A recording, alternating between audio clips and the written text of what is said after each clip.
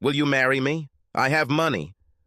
The hot, fit woman asking for my hand in marriage was holding a tight roll of American currency in her hand. Girls giving me money and asking me for marriage is not something I encounter often. In this regard, the big question arises, why? Was her request that we marry in marital bliss because of my stunning looks? I could hardly be said to be strong and fit, being just over 5'6" tall, but at best, my appearance could be described as ordinary or ordinary. I had the most forgetful face, one of thousands of nameless, ordinary people you would never notice in a crowd. Mr. Average, in height, weight, hair color, etc. I would make an excellent spy, able to sneak in and escape without anyone knowing I was there. Then, my beautiful sports car must have caught her attention. No, the 4-year-old diesel Volkswagen Jetta is hardly a baby magnet.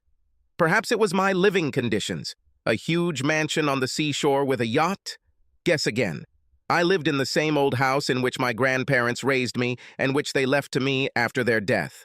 The house was a nice place in a middle-income area, but there was nothing in it that could attract the attention of such a beautiful lady. Surely my jet-setting lifestyle coupled with enormous wealth was attractive. That must be it? Mistake. As a 27-year-old charity group organizer, I made about the same as a McDonald's manager. As someone low on the totem pole, my focus wasn't on glitzy galas, but on fun 10-foot dashes and cold calling. Usually ladies of this caliber don't even notice me. They may talk to me to ask for directions, or if they need someone to carry their bags on a nice day. So what could I have that would attract this baby? Well, I was in an organization that was exclusive to several million people. My ancestors managed to avoid being crushed, eaten, drowned, starved, stranded, bogged, untimely wounded, and delivered a tiny burst of genetic material to the right partner, at the right time, and in the right place. Yes, I was a passport holder, a true American citizen, born in the USA. The big bonus was that I was also a single, unmarried man. Now, I'm not bragging. I have nothing to do with this. In most countries of the world, American citizenship means nothing, and neither does having brown hair. In other parts of the world, being American is a bad thing. But now, in this place, for some people, especially the woman in front of me, being a single American man was a currency and a barter to trade.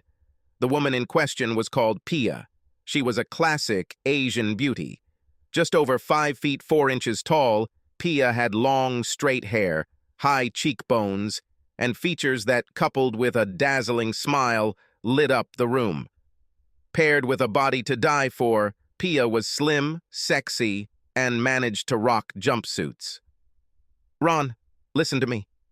Pia's voice floated through my thoughts as she handed over the money. "Pia," I tried not to laugh, "I can't marry you. We barely know each other." "You've known me for a long time, Ron," Pia said stubbornly. "Do you want more money? I'll get more. I will ask Mr. Wilson's adult children for more severance pay to leave. Pia was my housemate, Mr. Wilson's carer for the last few years until his death last month. Pia was a home health aide, nurse, cook, maid, assistant, companion. Mr. Wilson was my soccer coach when I was a kid. I knew Pia quite well. She came to me whenever she had some work to do or a home renovation she couldn't do. A common act of a good neighbor. However, the marriage went a little beyond the scope of good neighborliness. Pia, I shook my head. You're just a treasure. I'm very flattered. What reason could you have for marrying me? American Immigration and Naturalization Service. Pia spat out something in her native language. I don't think it was a compliment to this government agency. The Immigration Service gave me 90 days to return home. They said my visa was no longer valid. Mr. Wilson's children are not helping. They want to sell the house. Mr. Wilson's kids give me money.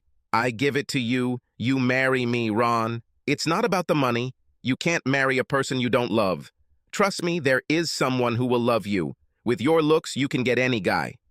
Pia waved her hand. Ron, I don't have time for love. I need a good man. You are a good man. Do you want to spend the rest of your life with a person you don't love? I asked. Pia looked at me strangely. Why do you say, marry it all your life? I saw a lawyer about immigration. He said we only needed to be married for 2 years. I will leave to marry a better man than you, who is waiting for me at home. Now I had to laugh. Pia, you're just smart. How can I refuse an offer that makes me feel like I'm not only in second place, but also losing to some guy I've never met? Why not just go home to Mr. Wonderful now and live happily ever after? Pia stamped her foot. Why are you so stubborn? I need to stay in America, earn money for my mother and sister. I send all the money home, pay for my sister's school. My mother needs medicine. She is still alive. Do you want more money? I'm trying to get more. Mother dies. I don't send money home. My sister will end up on the street. Great, I thought. Now I will kill her mother and make her family homeless. Pia, I tried to bargain with her. I told you it's not about the money. If I marry you the way you want, it's called fraud. We'll both go to jail. How will you help your mother and sister if you end up in an American prison and then get deported? There was no stopping her. If immigration sends me home, I still won't be of any use to my mother and sister. Who cares if we get married? Everything is fine. I see your house. You need a good woman. I'm a good woman. I cook well. I take care of you. You won't regret it. Pia, I began. You're crazy. She looked desperate, and to be honest, I wouldn't have minded eating something without a microwave. Plus, Pia was nice to look at. I tried to let her go, and besides, this conversation led nowhere. Let me think about it. We will talk about it later. I thought that Pia would forget about this stupid idea, or I would just avoid her. Pia surprised me by pushing a wad of bills into my hand. You need to think fast. Mr. Wilson's kids want me gone by the weekend. I threw the roll of bills back to Pia. Listen, Pia, I won't take your money. I turned and walked towards my house. I didn't need Pia's money. Little did anyone know this, but I was a trust fund baby. No, not from a multimillionaire's trust fund. My grandfather, many years ago, developed the key ingredient for the famous regional soft drink. The trust fund received a small percentage of sales, according to some complex formula, each year. Every March, I received a check. It wasn't enough for me to travel the world and gamble in Monte Carlo, but it was more than enough for me to supplement the income from any job I wanted. The trust money gave me time to do what I wanted. I learned to fly, learned several martial arts, learned to paint, renovate houses, do first aid, and tried my hand at music. I donated regularly to several charities and community organizations, all anonymously. At the age of 17, my grandfather taught me a valuable lesson. I just received my first trust check. Naturally, this was a down payment on a new expensive car, parties with girls and drinks. In the 3rd month of my drunken sailor spending, my grandfather froze my bank account and took my car. It was a sobering experience to see my friends disappear like snowflakes on a warm sidewalk. I didn't tell anyone else about my trust and lived within my means. I was amazed at the human nature of people, especially women. Girls would swoon over some guy who had a fancy car and credit cards, and I couldn't get service from a pretty bank teller until she discovered I had over 6 figures in my account. I have yet to meet a girl for whom form is not more important than function. Because of my lifestyle, several girlfriends left me. Often, after several dates, I was told, "Ron, you're a good guy, but you have such an ordinary loser's job. You're not going anywhere. I deserve better." I was okay with sex. I never had to pay for it, but while I was looking for Miss Right, they were all looking for Mr. Right Now, or a guy who could, as one popular movie said, show me the money. One-night stands are fun, but they're outdated. It seemed impossible to find a single member of the opposite sex who was not superficial. The next morning, Pia showed up at my doorstep with several suitcases and boxes. I watched in amazement as Pia stacked her things in my living room. "Ron?" Pia said, between steps from the porch to the living room. "I'll stay here while you think. You will see that life is much better with me as your wife." "Damn it, Pia," I began and looked at my watch. I was late for an important meeting. You can't stay here. Don't do anything until I return in the evening. Yes, Ron, yes, yes, Pia replied, ignoring me. You go to work, we say when you return. Go. Go now. She pushed me out the door. That evening, I came home with a speech planned out. I had to be firm, but soft. Pia can stay for a few days, but not get married. I'll ask the lawyers who manage my trust fund if they could consider helping Pia with her visa, but that's it. When I walked through the door, something changed. It took me a few seconds, but I caught it. The house was spotlessly clean. I mean, I'm not a slob, but this was the cleanest house since my grandmother died. In addition, there was a wonderful smell coming from the kitchen. Pia magically appeared, holding a wooden spoon. It's good that you're home. Pia came up and kissed my stunned face. I didn't find a rice cooker in the kitchen. I took Mr. Wilson's rice cooker. He's dead. He doesn't need a rice cooker. Where's your rice cooker? Pia waved her spoon at me. I managed to make my lips even bigger. I don't have a rice cooker. I should have Uncle Ben's instant rice in the cupboard. Boil water and throw a bag of rice into it for 2 minutes. Bingo! You have rice. Pia looked shocked. Ron, this is not rice. You need a rice cooker. Pia pointed with a spoon. You go and get yourself in order. Food will be on the table. Hurry up. The food is getting cold. It smelled good. There's no reason why my speech couldn't wait until after dinner. Another surprise awaited me in the bedroom. I opened the dresser drawer. The socks were neatly folded, even linned up. But something was wrong. I took a pair of socks and underwear. Damn Pia, she ruined my socks and underwear. Dinner was excellent, some kind of fish on a bed of boiled rice with salad. The dessert was excellent, a fruit cocktail like I've never seen before. Pia kept asking me about my day, and I realized that I liked talking to her. Pia seemed to understand the people I was working with and offered ideas I had never thought of about the clients and problems I was describing. Pia even told some funny stories that created a good mood at the table. Well, now is the right time. I could have ended this and started my speech, but Pia interrupted me. Ron will have time to talk later, but now go for a walk outside. Not fat, good for health. That's right, Pia, I said. Let's go enjoy this wonderful evening.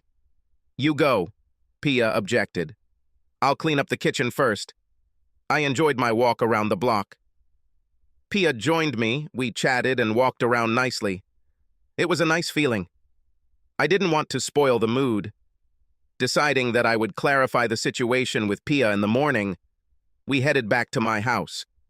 Later that evening, I climbed into bed, and Pia was in the hall shower singing. She had a musical voice with an almost perfect pitch. I decided that Pia would sleep in one of the 3 available bedrooms. I had slept naked myself for many years, and reminded myself to put on a robe whenever I left the bedroom for any reason. When I was almost asleep, when I felt a warm body lift the blanket and sneak into my bed, Pia pressed her whole body against me. Since I'm a guy, you can guess my first reaction to seeing tight female curves squirming against my rapidly awakening areas. Pia. I started trying to turn away, hiding my erection. There are 3 more bedrooms. I can move if you want to sleep here. Silly Ron, Pia said, licking my ear. No other bed has what this one has. With that, Pia dove under the covers, fulfilling my fantasy since the day I first saw her. Only Pia in real life was much better than all my fantasies. It wasn't the quick thank you for dinner and date that I was used to from previous women. Pia teased me that if they gave out medals, Pia would get a gold and a silver. She never let me please her, but I slept soundly with the biggest smile on my face. The next morning, I was able to cross one item off my bucket list. This point was waking up with pleasure. The mornings kept getting better. No cold cornflakes for me. Pia peeled fresh fruit while she baked some pastries. I never got to give my speech to Pia. I barely made it to work on time. I lasted 4 days before Pia and I were married in a civil ceremony at the courthouse. Before you think I've drained all the blood from my brain, I hired a trust-recommended law firm to draft a prenuptial agreement. It was over 100 pages long, and laid out in great detail who would get what, when, and in the event of a separation. We weren't talking about a 2-year agreement. I had to get Pia a lawyer to review the document for her. "Ron, why are we spending money on a lawyer?" Pia asked. "You are a good person. You will not deceive me." Besides, I really enjoyed being with Pia. I learned that she grew up in a fishing port on the outskirts of the city. Her father disappeared one day at sea, leaving behind her mother, Pia, and her little sister. Mom was determined to achieve success for her daughters. School and grades were religion. At the age of 11, Pia's mother took her to a moneylender. The moneylender agreed to give an advance on the school, at rates that would make a mafia moneylender blush. Pia had to repay the loan after graduating from school and starting work. If Pia fails her studies, she will have to pay back the money by working in a brothel, also owned by a loan shark. If Pia misses the payment deadline, Pia's younger sister will be taken to the brothel as payment. In her country, Pia received a nursing degree and went to America. Unfortunately, Pia was unable to pass the certification to become a nurse. The foreign nurse certification and approval process was expensive. Pia sent every cent home to pay off a loan, send her sister to school, and pay for the medications her mother needed to treat her illness. Her boyfriend, Mr. Wonderful, was a young man she had known since childhood. Pia's eyes lit up every time she talked about Mr. Wonderful. "He works on a fishing boat," Pia boasted when I foolishly asked about him. "He will have his own fishing boat, and then many boats. We will have many children, many boys, and a big house near the market." "Sounds like a real gem," I said sarcastically. I wondered how I could be jealous of a guy I had never met. "Oh, he's the best man." Pia continued, not missing a single blow. "We are waiting for each other. We made a promise to each other. This promise was the only thing I could complain about. Otherwise, I was living in a beer commercial, and Pia was the wife of my dreams, at least for a while.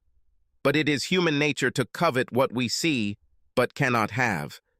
Pia was hard-working and outside the home. No grass grew under her feet. When she wasn't working as a house help, Pia did anything, to make money. Pseudo-Mary Kay cosmetics, Tupperware parties, selling jewelry, and money changers. If it was possible to make money from it, Pia did it. Pia also bargained better than any Turkish horse trader. The only money Pia took from me was the money I gave her for food. Pia drove her little car to the farmer's or fish market. No grocery stores with high prices and junk for us. Upon returning, Pia's car was filled with fresh food. Pia always brought change from her grocery trips. I don't think the woman slept more than 4 hours a night. I never saw her buy anything new for herself, but Pia scoured flea markets and thrift stores, coming up with outfits that made her look even more beautiful. We had a joke that I had never seen Pia looking bad or not wearing makeup. Every morning, Pia got up before me and did her makeup and hair. Several times, I even set the alarm at an odd hour, trying to catch Pia with bed hair or with light eyes. This never happened. And yet, Pia was full of surprises. One day after yet another award-winning below-the-belt pleasure, I just had to ask. "Pia," I began, lying on the bed with a wide smile on my face. "How did you get so good at this?" I put my finger to her lips. "Are you and Mr. Wonderful at home? Or American boyfriends?" Pia pressed herself close to me. "No, never," answered Pia. "I'm a good girl. I had never kissed a man until I came to America. I don't have boyfriends.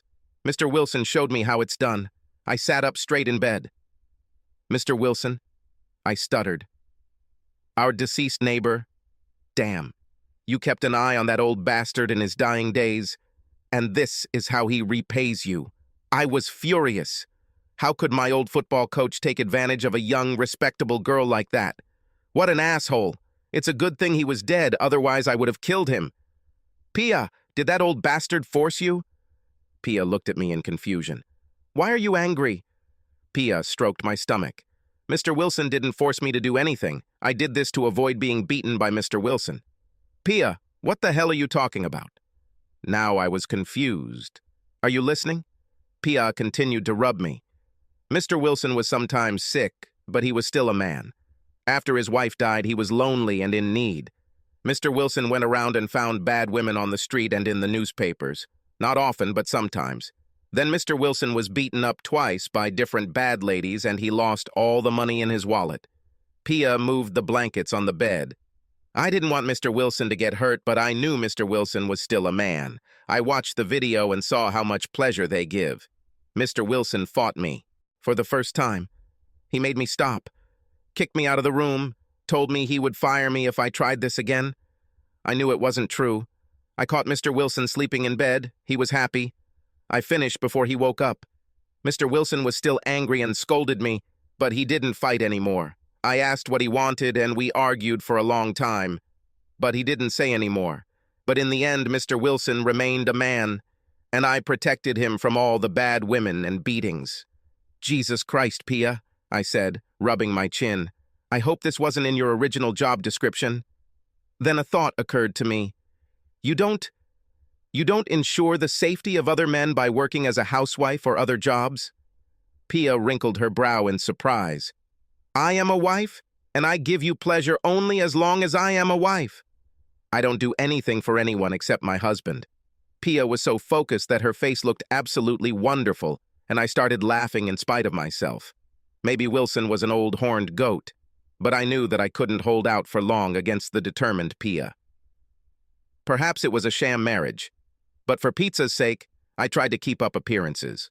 Pia was well connected to various Asian communities. Every weekend she had a wedding, baptism, anniversary, birthday, or other party. Pia elevated networking to a high art. She seemed to know everyone and everything that was going on. But I liked something else. People and their attitude to business. They didn't live to work, they worked to live. I mean, they worked a lot. No doubt most of them had more than one job. However, they put family and friends first, not career advancement or the corporate rat race. I had more fun with Pia at a backyard party than at some fancy gala. No one cared about your jewelry or the car you arrived in. They were just glad you came. I'll miss this when Pia and I go our separate ways. Our 2-year agreement was coming to an end. With less than 2 months left, I quietly asked my lawyers to prepare the divorce papers. Even though the prenuptial agreement did not give Pia anything, I included a good amount for her in it. She will only find out about this after we break up. Pia was a proud lady, bearing half of the household expenses. Pia wouldn't let me return her money. At first, I tried to secretly return the money to Pia's purse. However, Pia always knew down to the penny how much money she had, so it didn't work. I resorted to the lie that the house expenses were small, but Pia found the utility bills and insisted on paying her share. I ended up taking the money Pia gave me and putting it into an account so I could give it back to her after the divorce. I also did things like fill up her car with the 5 gallons of gas I kept in the garage. Pia never noticed that her car got better mileage than an all-electric hybrid. I was also able to convince Pia that I had a friend who owed me a favor, so I was able to put new tires on her car and rebuild her car from the gas tank to the transmission, without complaint. The only thing that didn't sit well with Pia was that every couple of weeks, I would come home with gift cards that were accidentally left over from a charity event. Yes, it was a little white lie, but I was really starting to love Pia and was ready to do anything to see her smile. Pia had a temporary green card, which gave her resident alien status. When Pia suddenly began to get nervous and act out of sorts, I attributed it to the upcoming separation. Over the past few days, Pia has been dressing better than usual, cooking my favorite meals, even increasing our activities in the bedroom. Ron, Pia began at dinner, sitting across the table from me. I need one more favor from you.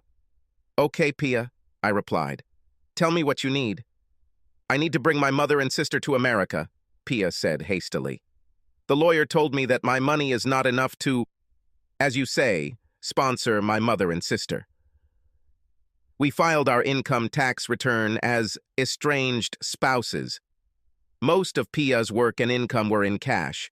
Pia, in a heartbeat, would give any friend dollars for a dress for her daughter at church or for a wedding reception or for any other request. but Pia hated giving money to some government machine that she did not know and did not trust. Pia, I laughed at her. I told you that unreported income would come back to bite you on your sweet ass one day. What do you want me to do about it? Why should I give money to thieving politicians? Pia held the same opinion about government officials that all people in the world share. They say I need money from your work to sponsor my mother and sister. If we are going to get divorced in a few weeks, then my declared income from work will not bring you any benefit then. Ron, Pia looked down, nervously picking at her food. We must remain married until my mother and sister come to America. This is a turn of events, Pia. I was a little taken aback. What time period are we talking about? Not long, Ron. Pia brightened up, seeing that I didn't brush her off. The lawyer says that perhaps 1.5 years, maximum 2 years. She smiled at me hopefully. I pretended to consider her request. There is something to think about here. What does Fisherman Mr. Wonderful think of this delay? Pia waved her hand dismissively. This is family. Family comes first. He understands. He is waiting for me. On my part, the choice was small. Go back to microwave dinners and wash my own clothes, chasing indifferent ladies on the one hand, or live longer, fantasies with Pia on the other. I sighed dramatically. Okay, Pia, I think we can tolerate each other a little longer. Pia's face broke into a classic smile that lit up the room, and she went back to eating. Barely breathing, I heard Pia say, Thank you, Ron. About 6 months after this conversation, our relationship went very wrong. I was at a local sports bar that was having a fundraiser. My old college team was playing and had a winning season. In the past, my former school was not known for its sports program. It was a decade of recovery. The sports bar manager and assistant manager were ladies who attended the rival team's school. In the bar, bets were made on drinks, and patrons took sides. Drinks and money were gambled on every aspect of the competition to be donated to charity. I'm not a big drinker. A beer or glass of wine with dinner was my limit. After a few drinks, I remember locking my lips with one of the girls after an exciting game on the bar TV, but that was it, until I woke up in my bed with a major league hangover. Ron, wake up. Pia shook me. Her words seemed to ring in my head like little hammers. Damn it, Pia. I tried to cover my head with a pillow. I'm the Walking Dead. Can't you leave me alone? We're going, Ron. Take your car. I have a lot of things to do today. Pia took the pillow off my head. She handed me a glass of water and an aspirin. Pia didn't look happy. After I stumbled out of the shower, Pia put me in her car to take me to the sports bar to pick up my car. Pia was unusually taciturn. Finally, halfway to her destination, Pia unloaded. Ron, why do you behave badly with bad girls? Pia began. I'm losing face. I come for you. Find you drunk with bad girls, tied up like 2 snakes in mating season.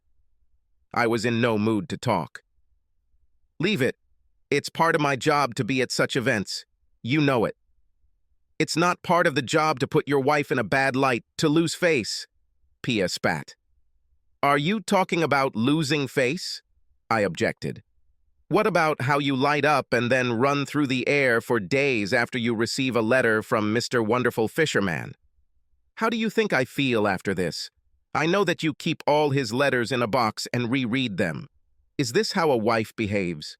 Ron, it's different, Pia replied, but slowed down a little. I make sure you are never around when I read letters. I never let you lose face. I am your wife. What you did is not the same. I am not happy. If you're not happy, you should think about another job. Try selling oranges on the freeway. My head still hurts. Besides, you are my wife in name only. The rest of you belong to Mr. Wonderful Fisherman at home. Pia looked straight ahead while driving. Ron, are you saying that I don't make you happy? You always seem happy with what we do. We were in a sports bar. I was looking in my pocket for my car keys. I wasn't in the best mood. Look, Pia, you really make me happy most of the time, but this 2-year drought is the longest I've gone without real sex. And by real sex, I mean intercourse, not something you do. Pia didn't answer me as I slipped out of her car and slammed the door. The next day, the electricity was cut off in our office. We were all released from work early and sent home. As I approached the house, I was surprised to see Pia's car. Thought she had a home care job today. As I walked up the stairs to my bedroom, I heard sounds that made my heart sink. They were muffled, but they were the unmistakable sounds of sex. The feminine sounds were ones that Pia had never made for me. Pia even turned on the music, and I felt uneasy. I stopped at the bedroom door. Did I want to come in? We were married in name only. I don't know what angered me more, the fact that Pia had been teasing me for the past 2 years, or her pompous speech in the car yesterday about how she had lost face and was saving herself. What nonsense. I decided not to barge in or confront Pia. I went to get my camera, checked that there was film and flash, and then opened the door to the bedroom. I would send a beautiful portrait of her to Mr. Wonderful Fisherman. I was ready to see Pia in bed with some man in a fit of passion. What I saw was even more stunning. Pia was sitting on the bed, fully dressed, with a notepad on her lap and a pen in her hand. An intimate video was shown on TV. Pia held the VHS remote control close to her. From time to time, Pia paused the tape to record something and even rewinded the tape to different points. A stack of tapes was stacked on the bed next to her. Pia was sitting with her back to the door, so she didn't see me. After a moment, I quietly closed the door. Now I was really puzzled. What the hell is Pia doing now? I thought. Whatever it is, I better wait to find out. I walked down the stairs and out the front door. What Pia had in mind didn't take me long. When I returned later at my usual time, Pia met me at the door in a short nightie and kissed me passionately. "Ron, I missed you so much," Pia said, batting her eyelashes. "We'll go to the bedroom immediately." She turned towards me and wiggled her tight ass. I had to suppress my laughter.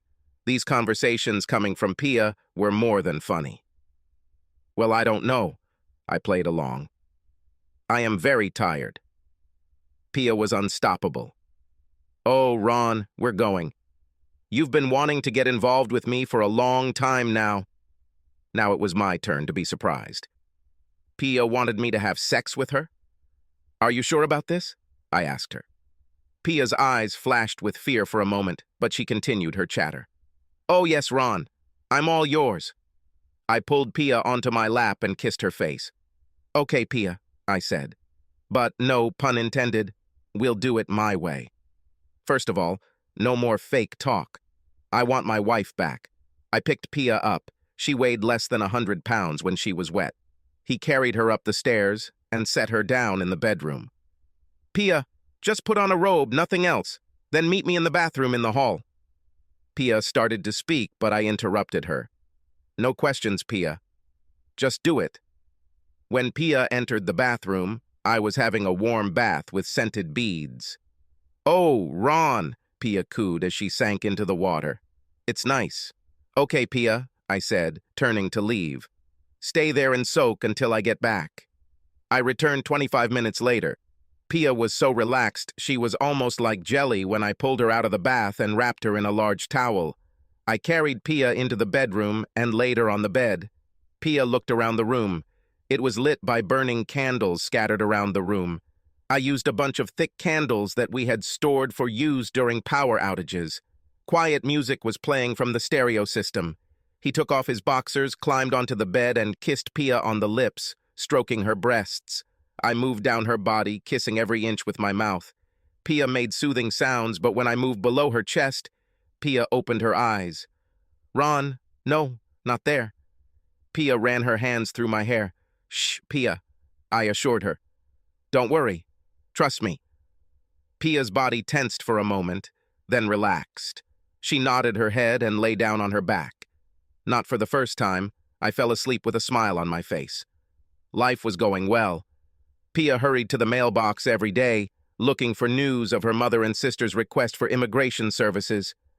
As far as I know, Pia still wrote and received letters from the fisherman Mr. Wonderful. This bothered me. but I decided that he only received paper letters from Pia once every few weeks, while I had Pia in real life every day, for now. Overall, I believed that at this point, I had the better side of the deal. After about 18 months, a letter arrived from the immigration service. Pia's mother and sister received permission to move to the United States. It is high time, I thought to myself. The immigration office required a blizzard of paperwork, even more than when Pia and I got married. There was always another form, document, or record that needed to be submitted, executed, or completed, and of course, always in triplicate. The treaty that ended World War II was contained on a single piece of paper. Why does the government feel the need to cut down trees in Washington state, requiring mountains of paper? After reading the message from the Immigration and Naturalization Service, I thought for a split second about destroying the letter, but just as quickly discarded the thought.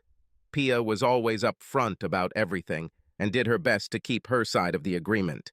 Besides, it would only delay the inevitable. We did a good job, but damn, how am I going to miss Pia? I decided that I would give her the correspondence this evening. Unfortunately, this evening, I was faced with the unpleasant task of courting one of our benefactors. This client was a classic, spoiled rich kid. Dropped out of several universities, he failed in all responsible positions in his father's companies. This man was assigned to oversee his father's charitable contributions, a position in which he could not harm the old family business. Our city had many world-class historical attractions, wonderful restaurants, and other delights. And yet this spoiled brat wanted to go to strip clubs. I never understood why strip clubs were so attractive. What a delight it is to be teased by crowds of attractive women that you will never have. It was like going to a restaurant, ordering food but not eating. What's the point? However, he was a client, and I found myself sitting in a private booth for 3 hours with some big-breasted blonde named Bambi, Lexus, or Bunny. He drank a lot, and I drank ginger ale. "What are you guys doing?" Bambi said, throwing back her top and shaking her tits, looking into the rich kid's face. "Oh, baby, work those things," he said. "We are philanthropists." Seeing the confused expression on her face, he added, "You know, we help poor people, less fortunate ones, making the world a better place." Laughing, he buried his face in her chest. "You mean starving children in Africa?" asked Bambi. She moved closer to me, rubbing her ass as he pushed the dollars into her crotch. "Something like that," I muttered, pushing her away and standing up.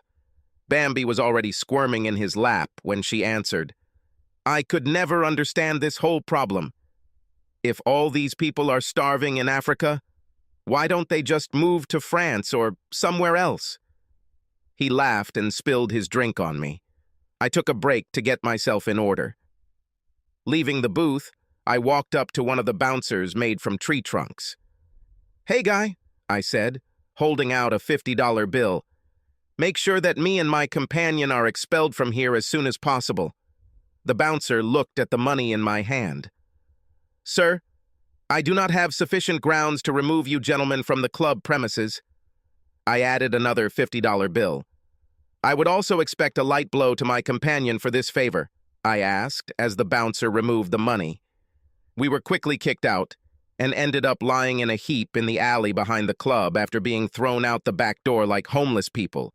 I was dirty, but unharmed. My companion laughed loudly. "Ron, damn it," he said, standing up. "I haven't had this much fun since New Orleans." "You're my type of guy. How much money do you need for this show, buddy?" I chuckled and helped him up. "Come with me. I have papers in the car that you can sign right now." Entering the door, I found that Pia was waiting for me.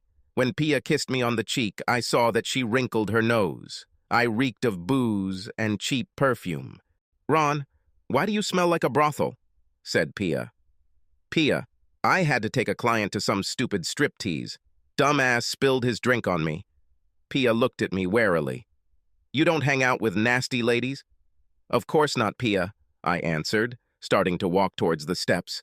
I could tell Pia was doubtful. "Ron, if you don't hang out with indecent ladies, then we'll have sex right now." "You have to let me give you pleasure," Pia exclaimed, pulling me onto the sofa and then began to undo my belt and zipper. I pushed her hands away, laughing as I did so. "Wait, I have something for you." I took the INS letter out of my jacket pocket. Pia could not tear herself away from her attempts to remove my trousers. I gave in when Pia pulled my panties down. "Okay, Pia, you win. I think you can wait to see the letter about your sister and mother from immigration later." I waved the letter in front of her face. Pia froze for a second, then snatched the letter from my hands and jumped up from the couch, scanning the immigration letter. "Ron, this is good news. Mom and sister can come to America." Pia clapped her hands. "I'll call my mom right away. We'll get ready." The phone call to Pia's mother took several hours. Operators, country codes, city codes, international lines, and waiting. It was a more complex operation than launching the space shuttle. I was still sitting on the couch. My pants were halfway down. "Hey, Pia," I called, pointing to my bare penis. "What about our pleasure? What about your crazy desire for me?" Pia did not pay any attention to this and galloped up the stairs. "Ron, you are big and strong. I have a lot to do right now. We'll have fun later today." With these words, Pia disappeared into our bedroom. It was nice to see Pia so happy. Trying not to laugh, I pulled on my pants and stood up from the couch. While Pia handled the logistics and filled out the countless forms and paperwork needed for the final steps to bring her mother and sister to America, I asked my lawyer to bring up our divorce papers. I was wondering if Pia was checking out apartments all over the city to move into after our divorce. I didn't know how much time was left before she left, so I didn't ask. In the days leading up to the arrival of her mother and sister, Pia was like a whirlwind. I don't think she slept at all. The house was washed from top to bottom. It was cleaner than a surgical operating room. Pia prepared a huge amount of their favorite food. I teased Pia that if more than one of her mother or sisters came, it would be due to the amount of food that was stocked in our refrigerator. The day finally arrived, and we met Pia's mother and sister at the airport. I've seen their photographs, but in real life, they were completely different. Pia's mom was an older version of Pia. Mom spoke good English and was quiet but firm. Sister Pia had an unpronounceable name and asked to be called Lucy. There is no doubt that Pia and Lucy were related. However, while Pia was beautiful, Lucy was taller, like a larger version of an Asian doll that would take your breath away. Lucy had the kind of appearance that made men stop and stare when she walked past. What surprised me the most was when Lucy first spoke. "Hey, Ron, nice to meet you," Lucy said in a slight West Texas accent. It appears that Lucy and her friend grew up watching bootleg VHS tapes of old American TV shows. Lucy's favorites were Dallas and Dynasty. She and her friends spent hours in front of the mirror and with each other after each episode, practicing speaking like the characters in those series. Lucy watched all the seasons and knew every actor. Lucy studied their speech with monastic devotion. The voice of Alexis Carrington from Dynasty coming out of Lucy's mouth was so stunning that I was speechless. Lucy looked at me with slight panic in her eyes. "Ron, darling, are you okay? Am I saying that wrong?" "No. Lucy," I stuttered. "You said just fine, it's me." "Forget it. I'm very glad to meet you too. I was lucky that Pia intervened and saved me. Ron, shut your mouth, you catch flies, put your luggage in the car. We are coming home." While I packed their things into the car, Pia, Lucy, and her mother chatted in their native language. Mom and Lucy quickly got used to it. Then I received a second pleasant surprise. Mom took over the cooking. Mom was a wonderful cook. I swear that old lady could make a brick taste like filet steak. Mom's cleaning puzzled Pia. I can't tell you how amazed I was when I one day saw my old sneakers polished and looking as good as the day I bought them. I dreaded the day when I would have to return to life before Pia. 2 weeks later, we all ate another one of Mom's outstanding dinners together. However, the atmosphere was tense. I thought they were waiting for me to tell them about the move.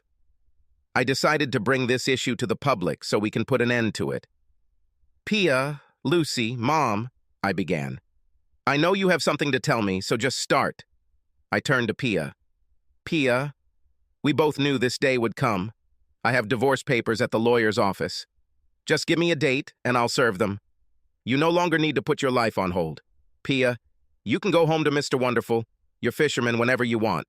At the words divorce and fisherman, I saw Lucy and her mother exchange glances and purse their mouths. There was a short burst of conversation between them in their native language before Pia finally spoke to me. "Ron," Pia began, "I need a favor from you again." Pia's sister Lucy interrupted. "Pia, please let me. Look, Ron, darling, it's me who needs a favor, not Pia." Lucy put down her napkin. "You see, Ron, I need to live in this place for 6 months to pass my diploma exams. Just think, maybe you'll agree to put up with this little me for so long." It brought me back. I looked at Pia. "Pia, what about you? Do you want this? Do you want me to delay filing for divorce?" Pia looked at her mother and sister before answering. "Ron, we are family. The family sticks together." A week later, Lucy asked me to teach her to drive. Let's see. Find myself in a car with a stunning Asian babe obeying my every command? Yes, I could do that. On the second day, I was already looking for driving schools. You know the stereotype that Asian women are bad drivers? Well, there is a reason for this stereotype. The way Lucy drove, I realized that the best drivers in the world live in Lucy's homeland, because all the bad drivers are dead. The only thing Lucy slowed down for was McDonald's. Unfortunately, Lucy had to swerve across 3 lanes of traffic to get to McDonald's. I swear McDonald's stock went up after Lucy entered the country. The delight of watching Lucy surpassed the horror of driving Lucy. After a few weeks, I could no longer hold the doorknob with both hands. After the second month, I could breathe normally when Lucy drove onto the freeway. I admit that the lessons took longer than they could have, but I discovered that Lucy has brains as well as beauty. Like Pia, Lucy was a good conservationist and knew how to not only listen but also support her point of view. One day during our conversations while driving, Lucy really puzzled me. "Ron," Lucy said, looking straight ahead, "I have to tell you that my sister Pia is dumb as a horse's ass." "Wow, Lucy," I joked. "You can't talk about my future ex-wife like that." "That's what I'm talking about, Ron darling," Lucy continued. "I can't believe that Pia is going to give up her marriage to you for that guy from home." "Lucy," I said with more feeling than I felt, "your sister Pia and I had an understanding. It was beneficial for both of us." "Oh, hell, Ron," Lucy retorted. "You love Pia, both Mom and I see it. I think Pia loves you, but doesn't know it. I told my sister that the day she throws you back into the pond, I will grab you and never let you go." With that, Lucy removed one hand from the steering wheel and ran her finger along my thigh, resting on my crotch. "Both hands on the steering wheel, Lucy," I barked. Lucy pulled her hand away from my groin and returned her hands to 2 and 10 o'clock. I adjusted the seat belt that was holding back my sudden erection. After a few moments of silence, Lucy spoke. "Sorry, Ron. I didn't mean to grab you. I had never been with a guy and wasn't sure how to behave. Mom kept me firmly under control. I just want everyone to know how things are." I relaxed before speaking. "Don't worry, Lucy. It's okay. Tell me how Pia took your claim of ownership.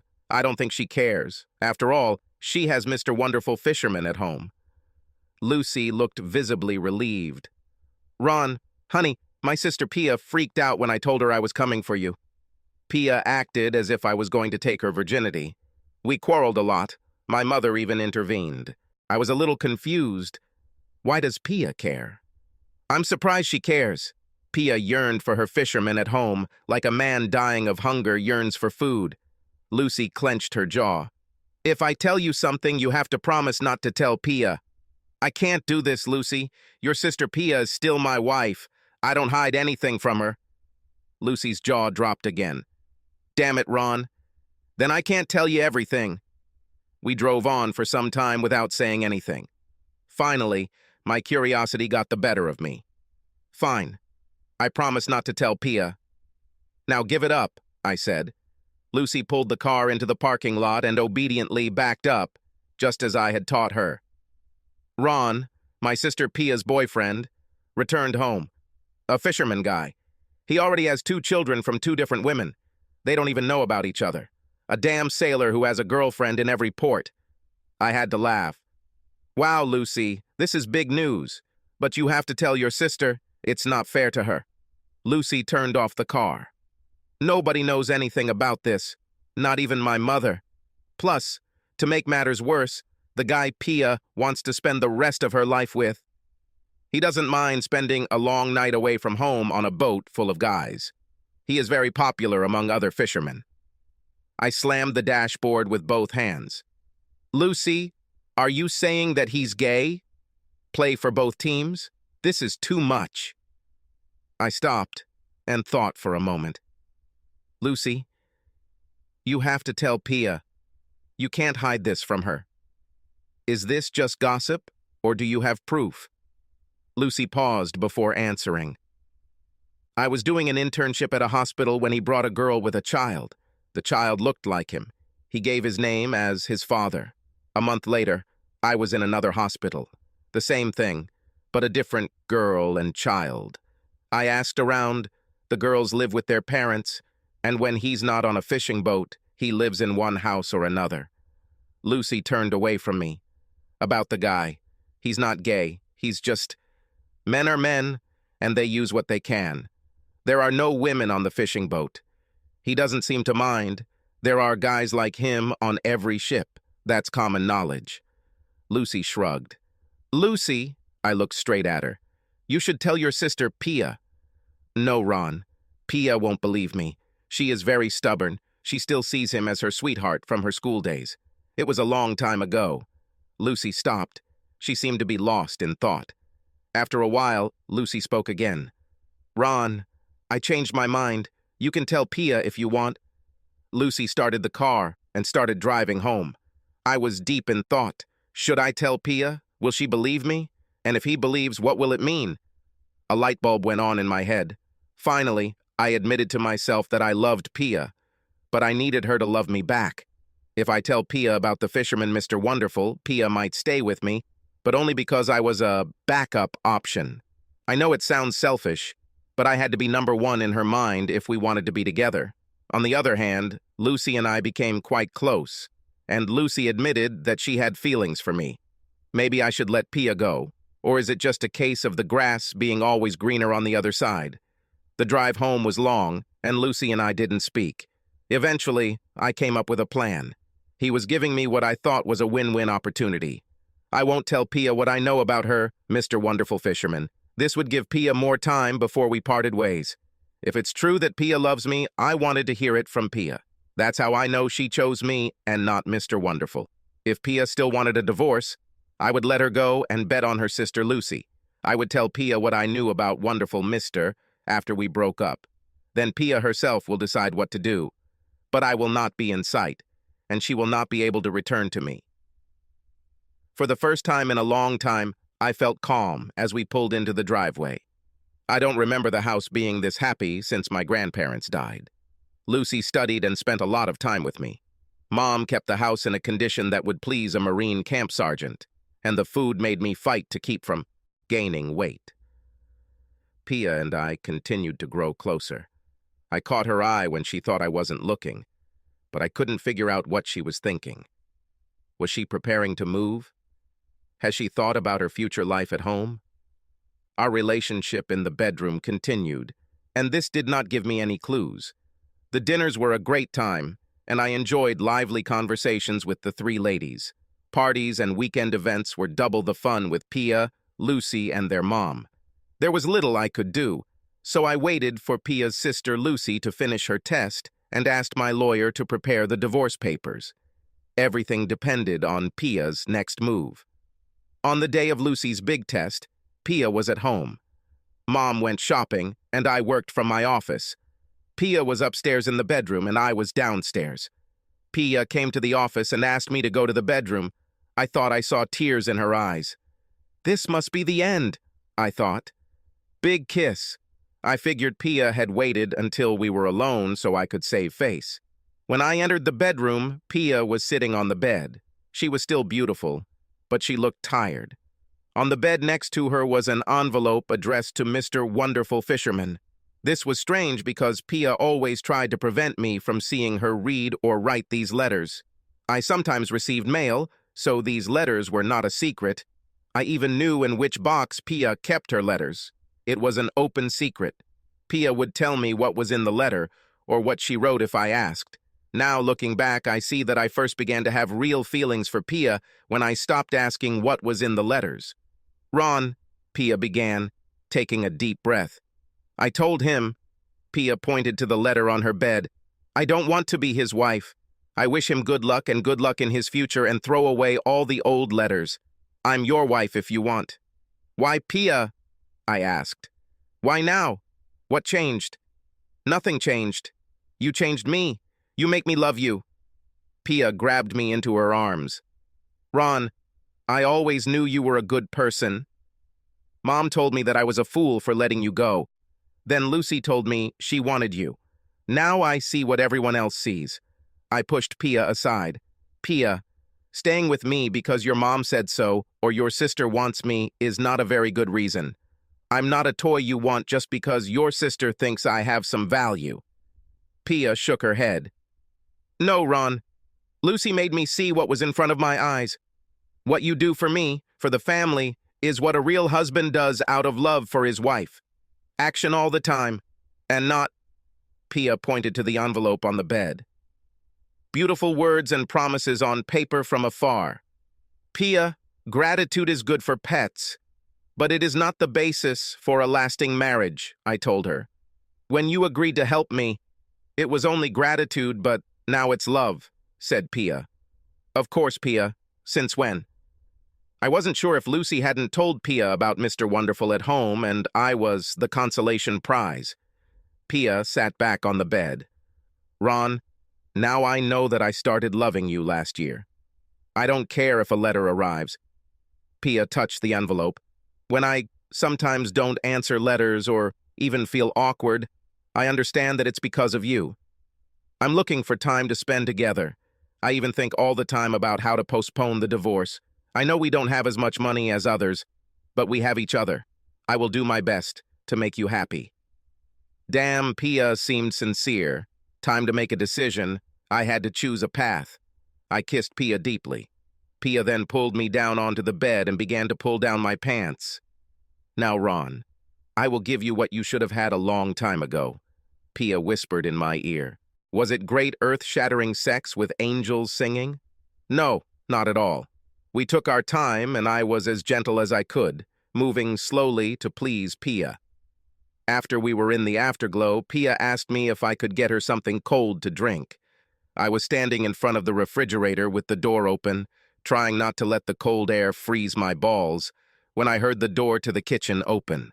I turned, an open can of soda in each hand, naked as a jaybird, to meet Lucy, Mom, and a group of students from Lucy's study group. It's hard to hide behind a can of Coca-Cola. I took a quick sip of my soda, then asked the assembled group of women, "How did the test go? Can I offer any of you a soda?" A University of Texas study found that romantically based marriages are doomed to fail because partners have unrealistic expectations for each other, and there is little room for improvement in the relationship. This largely explains the 50% divorce rate in America. I think since Pia and I had nowhere to go but up, we had a better chance than most. Next month, we will have been married for 21 years. Pia slowed down with the arrival of our 4 beautiful children. I think Pia now sleeps 5 hours a night. Between births, Pia managed to fulfill the requirements of the RN Commission, registered nurse, trans, and pass exams. She's been working as a head nurse at a local hospital for several years and terrifies young and old doctors who go beyond what is permitted. The whole family was at the ceremony downtown when Pia finally became a U.S. citizen. Her smile still lights up the room, and every day I love Pia more. I told Pia about my trust fund, but it didn't change our lifestyle. As our family grew, Pia bought Mr. Wilson's house next door and moved my mother there. The kids love that Grandma lives next door, and so do we. Lucy was constantly harassed when she started working, but she rarely went outside. Frequent trips to McDonald's led to her meeting, dating, and later marrying the manager. He was just another average person, just another faceless, run-of-the-mill, nice guy. When they filed their taxes for the first time after their wedding, Lucy discovered that he was not just a McDonald's manager, but the sole owner of a number of McDonald's franchises. With 3 children, they will have been married for 17 years this summer. Sometimes it's good to be ordinary. Subscribe to our channel so that your second chaff doesn't cheat on you, and go ahead and listen to the next story, because this story is nothing compared to the next one.